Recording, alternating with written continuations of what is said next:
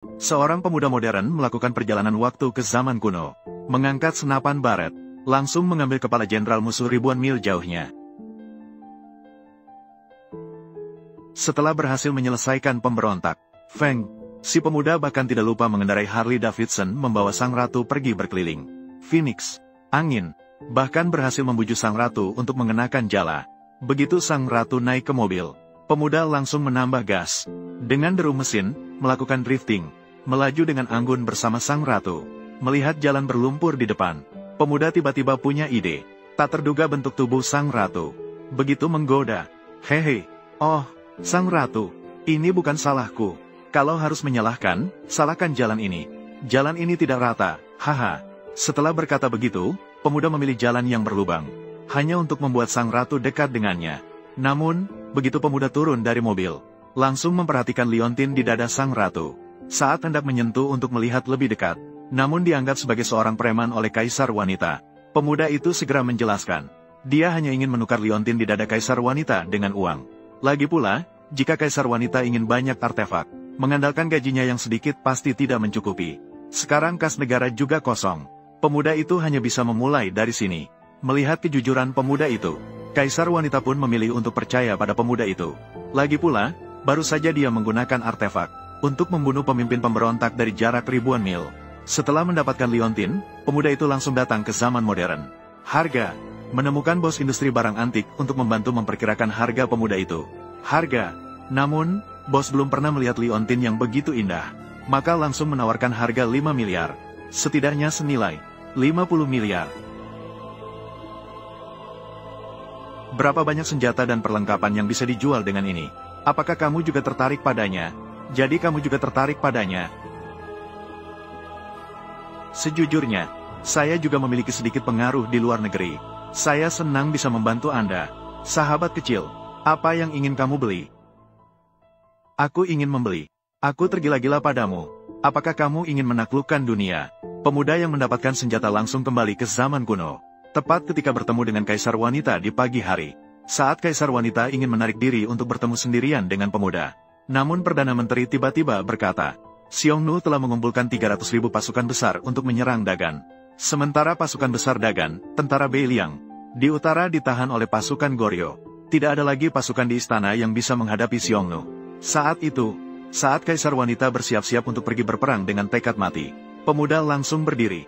Jika mengalahkan Xiongnu, saya juga bisa melakukannya. Memimpin pasukan berperang bukanlah main-main. Akan mengganggu urusan negara. Apakah kamu mampu menanggungnya? Saya bertarung. Hanya mempercayai kekuatan api sebagai raja. Semua makhluk setara. Kebenaran, hanya dalam jangkauan peluru kendali. Martabat, hanya di ujung pedang. Perhatikanlah. Hari ini, aku, biar kalian lihat saja. Apa yang disebut bertarung, pertempuran. Detik berikutnya, pemuda langsung mengeluarkan walkie-talkie dan mulai memerintahkan garis depan. Masuklah.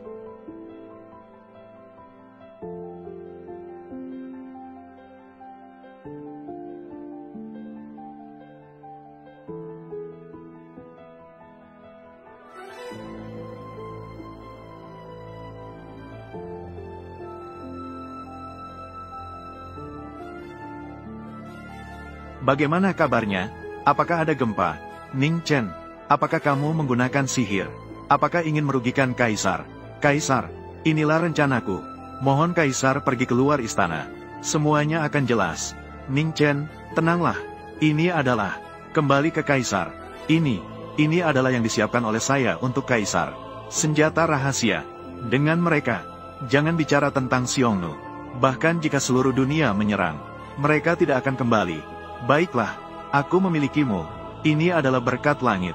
Ning Chen, dengarkanlah. Aku mengangkatmu sebagai Jenderal Utara, memimpin pasukan menyerang Xiongnu. Kaisar, tidak boleh. Apakah Perdana Menteri memiliki keberatan? Senjata-senjata ini milik Ning Chen. Meskipun cepat, namun dalam pertempuran membunuh musuh, tidak ada hubungannya dengan kecepatan. Kentut, apakah Perdana Menteri tidak pernah mendengar? Tentara harus cepat. Menurut pendapat saya, lebih baik memperhatikan teknik pengendalian barang ini. Ajarkan pada Elf Yong. Dengan cara ini pasti akan meraih kemenangan besar. Ajari dia, mimpi apa, dan siapa bilang, kita ini tidak bisa berperang. Terhormat, kereta kuda itu milik siapa? Itu adalah kereta kaisar. Apakah kau berniat menyerangnya? Bolehkah? Kau tidak akan membuatku membayarkan.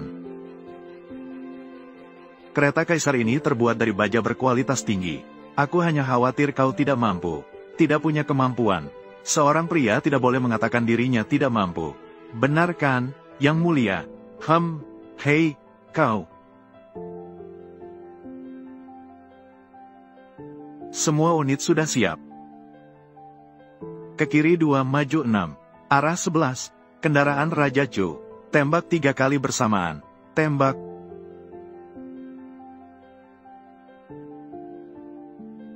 Hahaha. Sempurna. Bodoh. Tadi yang kau ledakkan. Kereta yang diberikan oleh kaisar sebelumnya. Kau ini menghina kaisar sebelumnya. Raja Chu, ini adalah perintahmu untuk anakku menyerang. Semua pejabat istana. Semua menjadi saksi. Kau, bagaimana keadaan Yang Mulia? Sampaikan perintah kami mulai hari ini. Feng Ningchen sebagai Jenderal Penjaga Utara Dagian, memimpin pasukan menyerang Xiongnu. Hamba patuh perintah. Di luar istana kaisar. Karena Panglima Besar telah. Pemilihan orang sudah ditentukan. Jadi selanjutnya kita harus membahas berapa banyak pasukan yang harus diberikan kepada Panglima Besar. Selanjutnya, pasukan utara Liang tersebar di berbagai tempat, menjaga perbatasan utara. Saat ini yang dapat dipindahkan hanya 10.000 pasukan. Tidak cukup, dan 10.000 pasukan ini sudah dibawa pergi oleh Chen Zibao, bertempur dengan Raja Xiongnu di Bukit Menangis. Dilihat dari situasi sekarang, tampaknya ada tanda-tanda kehancuran. Apa? 10.000 pasukan yang tersisa juga terjebak dalam situasi sulit. Apakah kalian punya solusi? Seperti negara kita, Dakin, seharusnya memiliki jutaan pasukan. Mengapa sekarang begitu sulit? Meskipun Dakin memiliki jutaan pasukan, namun banyak kota yang perlu dijaga. Kota-kota penting di seluruh wilayah memerlukan penjagaan yang kuat. Jika dipindahkan secara sembarangan, mungkin akan ada penjahat merajalela. Rakyat dalam bahaya. Apakah kau ingin biarkan anakku sendirian menghadapi 300.000 pasukan? Raja, aku ingat, di luar istana kaisar, masih ada 5.000 pasukan cadangan Wojun. Ide bagus. Ning Chen, kamu pertama memimpin 5.000 pasukan, menyelamatkan Chen Zibao, kemudian memimpin 100.000 pasukan, melawan Xiongnu. Metode ini bisa berhasil. Kentut, bisa dilakukan. Mengapa anakmu tidak pergi? Raja Beiliang Utara, ucapan ini salah. Siapa yang membuatku kalah? Ning Chen, putra mahkota. Aku juga berniat membunuh musuh. Tidak bisa mengubah apa-apa. Hanya Xiongnu kecil. 000 pasukan sudah cukup. Terhormat, saya hanya butuh 5.000 pasukan untuk mengusir Xiongnu. 300.000 pasukan. Tidak bisa. Chen, berapa tahun kau muda dan ceroboh? Jangan dianggap serius. Bertindak semena-mena. Perang antara dua negara bukan main-main. Di hadapan kaisar, kamu ingin menipu Yang Mulia? Raja Beiliang Utara, kamu adalah aku. Apakah tidak ada yang bisa mewakili keluarga kekaisaran Daguan? Terhormat, aku tidak bercanda. Aku hanya butuh 5.000 pasukan untuk menghancurkan pasukan besar Xiongnu. Kalau tidak ada begitu banyak senjata, aku tidak bisa mengendalikannya. Mengapa butuh 5.000 orang? Ning Chen Jiao, kamu bahkan belum pernah berada di medan perang. Pemuda kaya, 5.000 pasukan akan menghadapi 300.000 pasukan Xiongnu. Ini sama sekali tidak mungkin. Kekuatan pasukan berkuda besi Xiongnu tidak boleh dianggap enteng. Bahkan jika kamu memiliki senjata-senjata itu, tidak pasti bisa berhasil. Terhormat, saya bersedia membuat sumpah militer. Jika saya tidak bisa mengalahkan pasukan berkuda besi Xiongnu, aku bersedia kehilangan nyawaku. Ning Chen, tidak boleh. Jika kamu mengalami kecelakaan, keluarga Ning kita hampir punah. Baiklah, itu kata-katamu sendiri.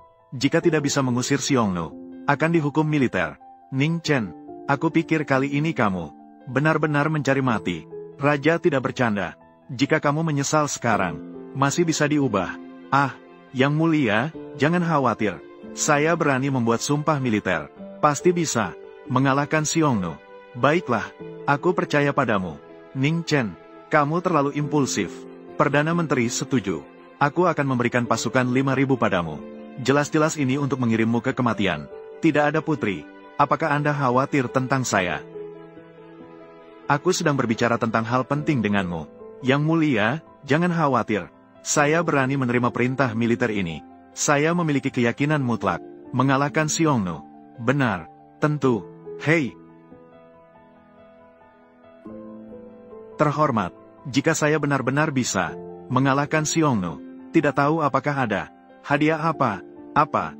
Sudah jam berapa sekarang? Kamu masih memikirkan hadiah? Hei, hanya dengan hadiah, ada motivasi. Hei, Yang Mulia, apakah Anda masih ingat? Anda sudah menjanjikan untuk menikahkan lagi dengan wanita cantik ini. Apakah saya pernah mengatakan itu? Yang Mulia, ini tidak lucu. Anda sebagai penguasa negara, 1 kata 9 timbangan. Apakah kata-kata Anda bisa dianggap main-main? Pergi. Keluarga kerajaan saat ini tidak memiliki putri yang cocok. Biarkan saya mencari lagi.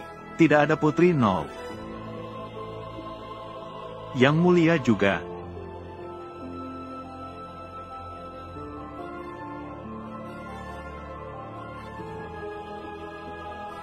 Kenapa kamu? King Luan, potong dia untukku. Tunggu sebentar. Itu, terhormat. Saya tiba-tiba teringat ada urusan penting.